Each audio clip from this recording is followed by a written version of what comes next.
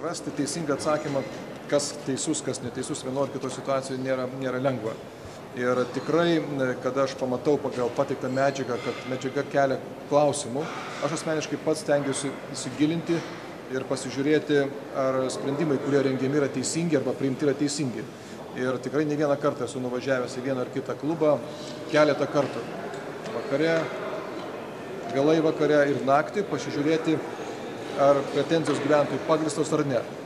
Būna įvairiai, tačiau daugeliu atveju galiu pasakyti, kad barai, jeigu šiek tiek pasistengtų, tikrai nebūtų matyti konfliktą su gyventojais. Manau, kad didžioji dalis problemų iškyla būtent dėl kartais pačių mūsų klientų barų, kurie jaučiasi per daug laisvai. Nes mes tikrai norim, kad miestas būtų gyvas, naktinis gyvenimas gerąja žodžio prasme jis tikrai būtų aktyvus. Taip jau dažnai rašo žmonės skundus tada, kada nusipirko butą, nors tas baras veikia, nežinau, 5 metų ar 10 metų ir iš karto pradeda rašyti skundus, nes nori uždaryti. Tai tokius skundus, tokias pretenzijas praktiškai mes kreipsime labai mažai dėmesio. Tai yra būtent palaikant jūsų veiklą. Net yra tų neformalių reikalavimų, kurie matyti sukelia problemas, kada baras pradeda veikti. Ir jeigu mes pasidarome tokią labai aiškią anketą ir pagal ją licenciją.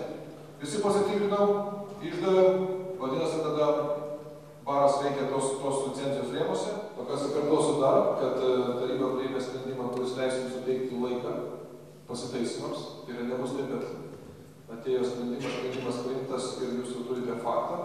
Taigi bus laikas, per kurį galėsite pasitaisyti ir gyveninti ir pašalinti trūkumus, kurie būna fiksuoti. Net aš pats turėjau gyvenime istoriją, nors tai nebuvo vėlai, po 11 valandos vakaro, kaip baigėsi 11 valandą vakaro, viename restorane sėdint lauke, tiesiog garsiai juokiamas.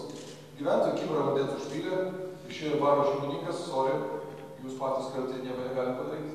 Po 11 valandos kaimynai yra šventas reikalas. Pavyzdys.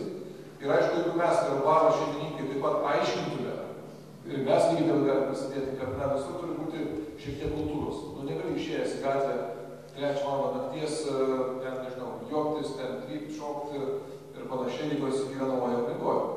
Ir natūralu, kad tokie, matyti, jūsų klientų veiksmai sukelia nemažą dalį problemų. O šiaip mes netgi svarstom galimybės, ne visur tai yra įmanoma, netgi gal ir numatyti